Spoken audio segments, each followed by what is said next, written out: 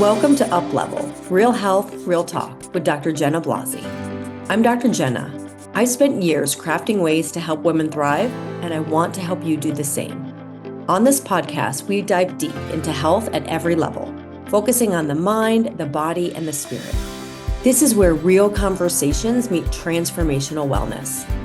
We'll be talking about all the things that truly matter, from nutrition and fitness to lifestyle, mindset, and personal development.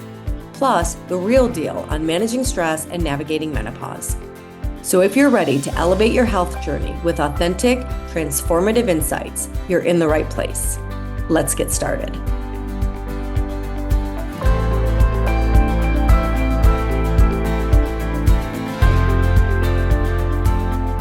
Hello, and welcome to Up Level. I'm Dr. Jenna, and what we're going to talk about today is something I'm super passionate about, and that is mindset. I've weaved it into a lot of what we have covered, and last time we talked about the gut-brain connection, and I think that the most powerful healing is when we combine belief with science and mindset. And so I want to talk today about how those work together to really bring about true healing. Most of us have heard of the placebo effect or the nocebo effect. And there are so many stories of amazing mindsets. I mean, it could even be the story of the mom that lifts the car off of their child, right? They get superhuman strength because they're just so focused and determined. And so we know there's a mind-body connection, and there's more and more research on mind-body connection and research on meditation and the benefits not only in stress management and chronic disease and lowering inflammation, but actually changing the brain itself. And so our thoughts, our beliefs, and our emotions absolutely influence our physical health, as we've discussed. And so I want to go a little deeper into this and look at how belief and expectation and mindset not only shape our ability to heal, but we can apply these to anything. I mean, whatever goal you have, if it's better relationships, if it's financial abundance, if it's health, whatever it is, our beliefs, our thoughts, our expectations, and ultimately the actions we take based on those will lead us to the results. And so these pieces shape our ability to heal and to thrive. Do you believe that the mind holds this kind of power? Do you believe, or have you entertained the notion that our minds hold the key to actually unlocking our body's healing potential?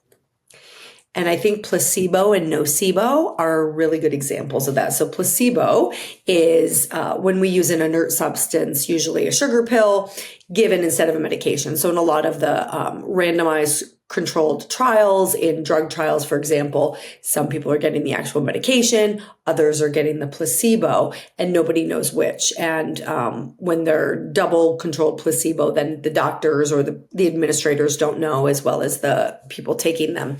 And we know that the average placebo effect, meaning you're going to get benefits, you have pain relief, depression improves, whatever is being studied, the same effects as the drugs or some percentage of it. The average placebo effect is 35 to 40%. And I think it goes up to close to 60%. So people have had a close to 60% improvement in times of their symptoms based on their belief that they were taking something that would work. And so people will actually experience physiological changes from taking something that is inert, that's a sugar pill that has no, what's the word I'm looking for? No, it's not medication. It's not a supplement, because we can do this with supplements. We can do this with medications. We can do this with a lot of different things. The nocebo effect is the opposite. Negative expectations create negative health outcomes. How many people do you know that they start their day, they're super negative, and it's like one thing after the next? They're just expecting all of these negative things. And so all of these negative things kind of compile, and then they don't feel well. I'm giving kind of loose examples here, obviously, but the nocebo effect is also real. And they've studied both of these things. And there were studies done at Harvard on the placebo effects in pain management. There was a anesthesiologist who was, I think, one of the original people to observe that people receiving saline injections, but believing they were getting potent painkillers, experienced significant pain relief. And so then they started investigating this idea of the quote unquote placebo effect and highlighting patients' expectations and how they affected the healing and how they affected actual physiological changes. Neuroplasticity is a super interesting topic of study, and it's important to know that our brain is constantly rewiring itself based on thoughts, habits, and beliefs.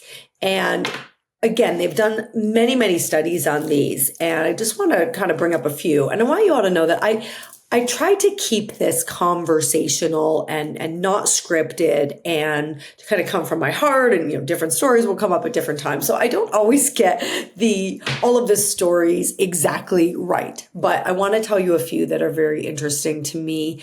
There was one, and I think it was in one of Joe Dispenza's books, and there were people learning to play the piano. And so there were those that were actually practicing playing the piano, and those that were watching them and memorizing the notes and then mentally rehearsing playing the piano. And what they found, whoever these researchers were that were studying this, they found that the group that only did mental rehearsal showed nearly the same expansion and development of the neural networks as the participants who physically practiced.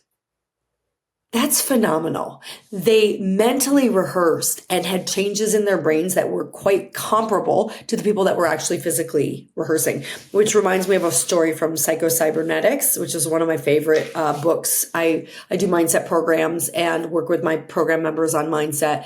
And in Psycho-Cybernetics, he tells the story of, again, I'm not going to get all the details exactly right, but I think they had 3 groups of people who, let's say they took 20, they were taking shots for basketball, and let's say they did 20 shots and they got, 10 out of 20 or 12 out of 20 or whatever their numbers were. So then they took these 3 groups, and one group did nothing. So they gave them a week, let's say. One group did nothing. The other group went into the gym every day and practiced the basketball shots. And then the third group only mentally rehearsed improving their shots. So the goal was to improve their score. So one group was actually physically practicing. Another group was doing nothing. And then we could call that the control group, if you will. And then there was a group just mentally rehearsing, getting the basket in, correcting in their minds and seeing themselves make the baskets. So then they went back and they had all 3 groups redo. And the group who had done nothing didn't improve their score. It was basically the same. The group who practiced in the gym improved the most. But it was, if I recall correctly, it was very, very close. I think it was 1% different from the group that only mentally rehearsed. I believe it was the group that shot the baskets improved, let's say 24%, and the group that only mentally rehearsed, not in the gym, but from the comfort of their own home, were 23% improved. This is the power of our minds. Now imagine doing both of those things. Because there's a lot, I live in Sedona, and there's a lot of talk about manifesting. And I think a lot of people believe you could just sit on a pillow in your living room and burn some sage and look at a check of $1 million and it's going to magically fall from the sky. But there are laws of the universe that we're working with. And if we understand what those laws are and how we think and how they work, we can actually work with them. And part of that is taking action. And we're going to talk about this a little bit later on in today's episode. So imagine you go into the gym, you practice taking the shots, you work on actively improving your skill, all while mentally rehearsing yourself improving as well. Boom. They didn't do that, but those people probably would have done the best. They would have outscored everybody. And this is another example, in my opinion, of why our expectations and our focus on our goal is so important versus the results. Because let's say the people who are mentally rehearsing were also going into the gym and maybe their shots weren't improving right away, right? Maybe they're shooting and they're not doing any better and they're mentally rehearsing. Well, if they let their present results, them not making a basket, affect their belief, affect their expectation, the mental rehearsal will not be as effective because that belief, or lack of belief in this case, will override that. And that's why it's so important how we think and the visualization work that we do. And Dr. Joe Dispenza goes into this quite a lot as well. His work shows that visualization and focused intention can lead to physiological healing. And there are so many stories out there of people who've done this, and they've taken action, maybe doing certain treatments, whether it's conventional or holistic, but doing the visualization at the same time. And actually, were able to walk again after they were told that they would never walk again. Or they've done studies on stroke recovery victims who recover through mental practice, meaning they're imagining movement, trying to regain function, and they regained it faster through this mental practice.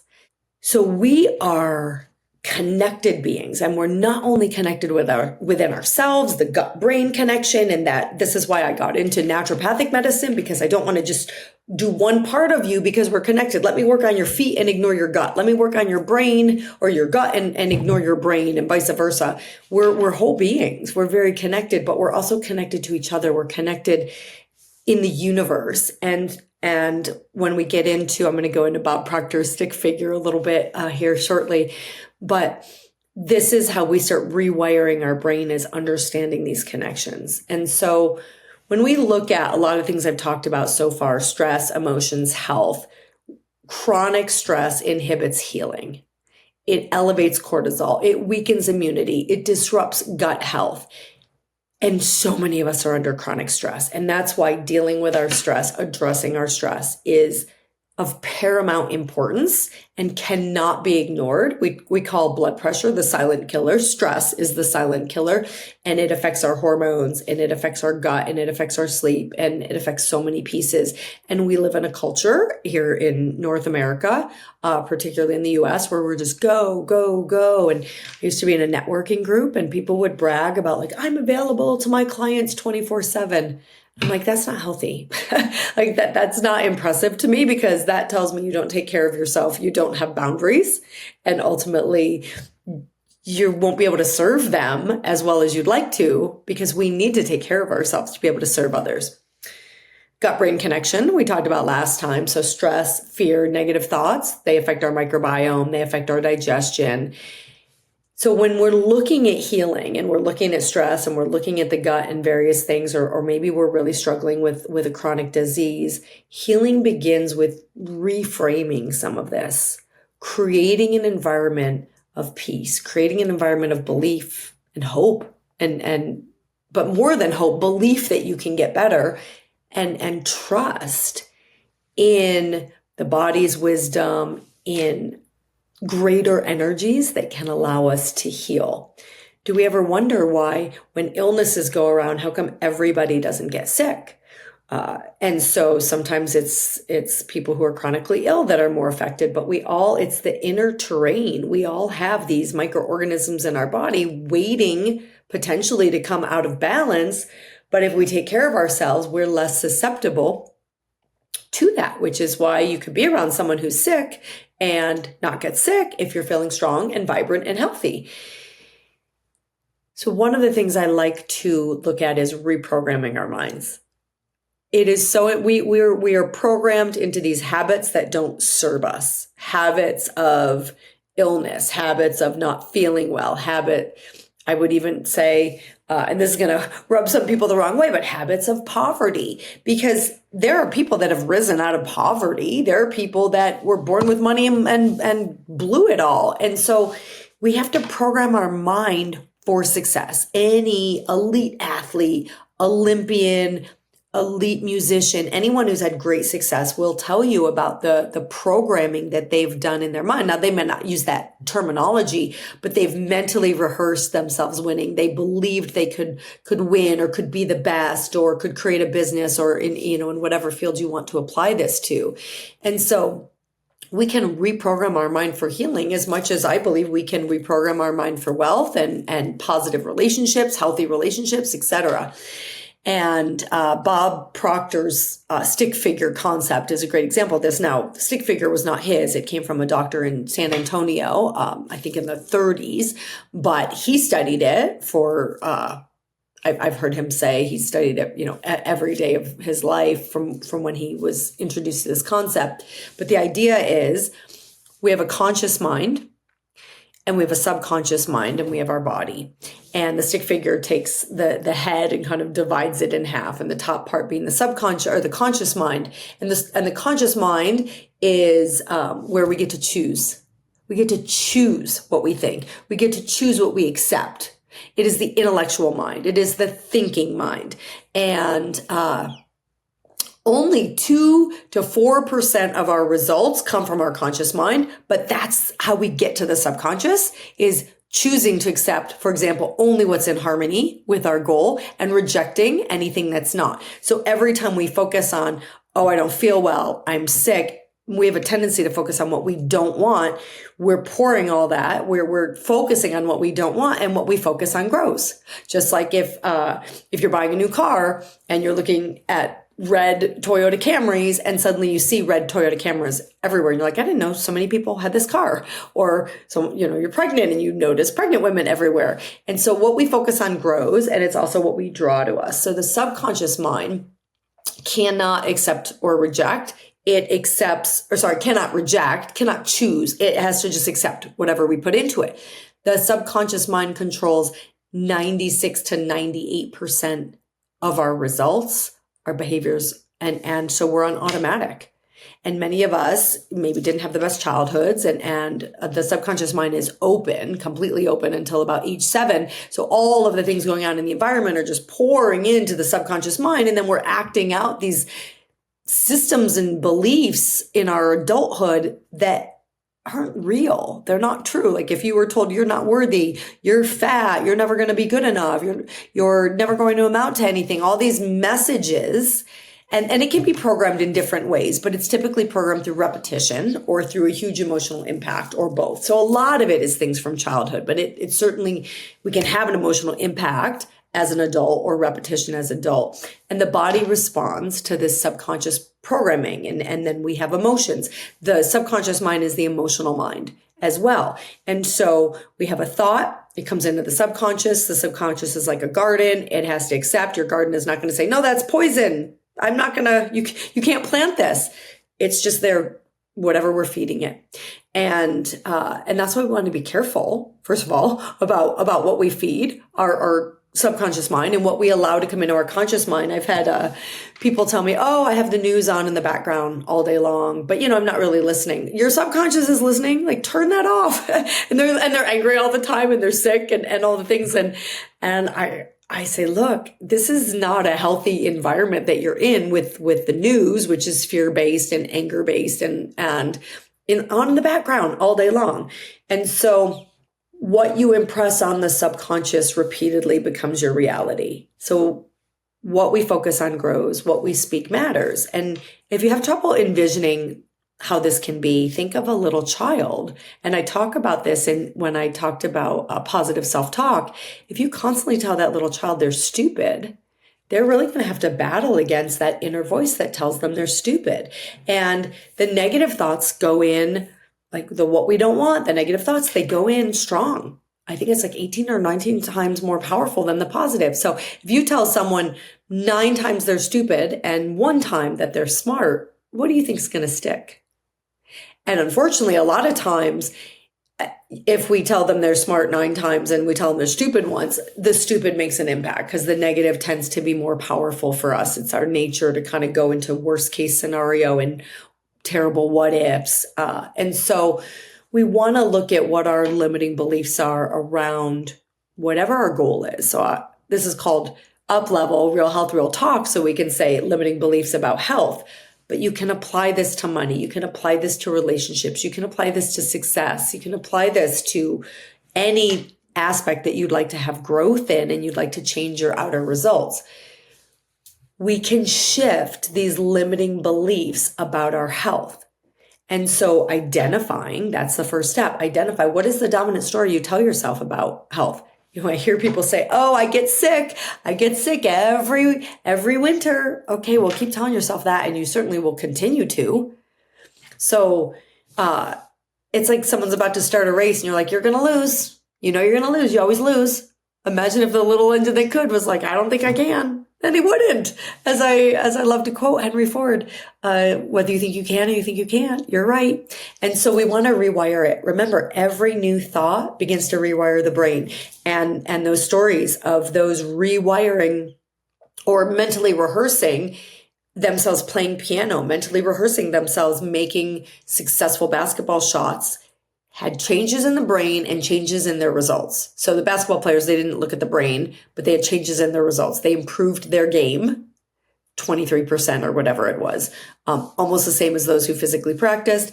And the people learning to play piano rewired their brain, even though they were not actually practicing. And so rewire it with those new affirmations and repeat it. My body is strong and healing every day. I'm so happy and grateful now that my body is strong and resilient and I am in excellent health. Now, I've talked about this. A lot of people will feel like they're lying to themselves if we do these positive affirmations. We are mentally rehearsing what we want. We are mentally rehearsing our goal, and we are mentally rehearsing from our future self, from the place we want to be. So if a runner is training to win the Olympics, let's say they want the gold medal, and they're like seeing themselves winning the race, and I'm so happy and grateful that I've won this race. Are they lying to themselves? No, they're training their brains.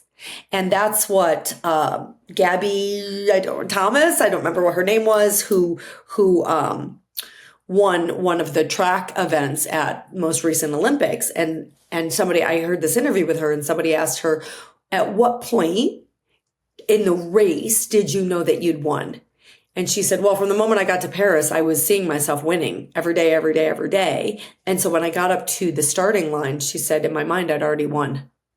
That is what I'm talking about. And she did. And she was so far ahead of everybody else. And so we want to rewire our brain. And she saw it over and over, and she believed it and she expected it, which is key, because if you say it, but you don't believe it, you're sending out a double binding message. And the universe, just like people in our lives, we hear what's underneath. We hear the truth. The universe hears what our deepest beliefs are. If you tell someone, oh, I think that you're great, and you don't, they'll feel that regardless of your tone and your words. We transfer that truth. And so being really in that place of those people that were mentally rehearsing, for example, playing the piano, they were believing they could do that. They were picturing it and picture it as successful. So whatever endeavor, whether it's your healing or whatever it is, picture yourself successful, expect it, believe it, and then surround yourself with evidence. So we're talking about healing right now. So I'd say surround yourself with evidence of healing. Books, testimonials, meditation, visualization, because there will be naysayers everywhere. And those are the people we don't want to be telling our dreams to. Oh, you can't do this. Oh, you're going to fail again. Oh, you're doing that. That's not going to work. No, let's surround ourselves with the testimonials. Let's surround ourselves with the visualization of ourselves succeeding. And we are the sum of the 5 people we spend the most time with. So if you're going to share your big dreams or your goals or your healing journey with people, make sure it's people that are of a vibration and where you want to be, so they can help lift you up. And I would be really careful and guarded around anybody that is telling you can't do something, or telling you you're not going to heal, or doing the opposite of what we're talking about today. Because when we feel the emotions of already being healed, we're sending out that vibration. We're matching ourselves. We are like radios, right? AM, FM, you're tuning in. So tune into the station you want. And if you just sit here and talk about the static and you don't move off the static station, we'll just get static. But if we keep focusing on tuning into what we want, the emotions, this is backed by science. The emotions will reinforce the neural pathways, and then we will actually start to attract that. And here's a powerful story of that. And I think it was in Joe Dispenza's book, Becoming Supernatural or Superhuman. I always mix up the title. I think it's Becoming Supernatural. But regardless, there was a story in there about these baby chicks. And there was a robot that was programmed to go around the space, some space, and the baby chicks imprinted on the robot. Then they took the chicks and they put them in a cage so that they were just in one place of this room, this large room. And the robot was supposed to move all around the room, but it ended up staying closer to the chicks who had imprinted on it. This was a robot. Now, whether or not you believe this, to me, this is this is representation of the power of our thought to create in the outer reality. The outside, everything is created twice. First in thought, then in form. And so the iPhone was a thought before it was a reality. Everything you see was a thought first. So the reality reflects, and we look at the reality, and if we don't like it, then change what's within you so that you, over time, through repetition and through feeling, you start seeing reflected on the outside what you feel on the inside. Just like if we're really angry and we feel the world's a terrible place, we'll probably have a lot of interactions with people that are angry and not pleasant that will reinforce that view. And vice versa, right? Look for kindness, you'll find it. Look for the bad stuff, we'll find that too. And so these chicks were so powerfully imprinted that they changed the behavior of a robot. I just find that fascinating. And this kind of ties into the healing power of faith and trust and surrendering to this process, surrendering to the belief that there's something more. Many healing stories involve people letting go of fear and trusting, whether it's God, the universe, spirit, their body's wisdom. Because when we fight, it's that there's no space there. There's no space there when we fight.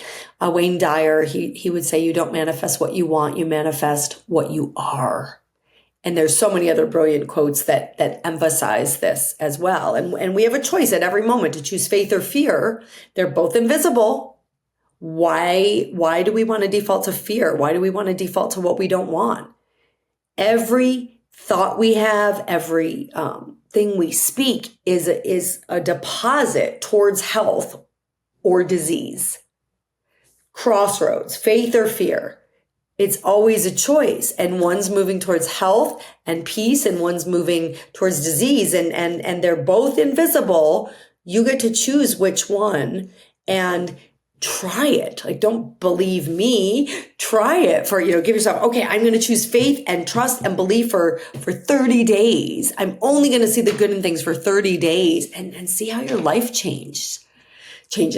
So daily belief practices of gratitude journaling is really powerful for healing, meditation and deep breathing to shift the nervous system, and that expectation piece of seeing health as already yours.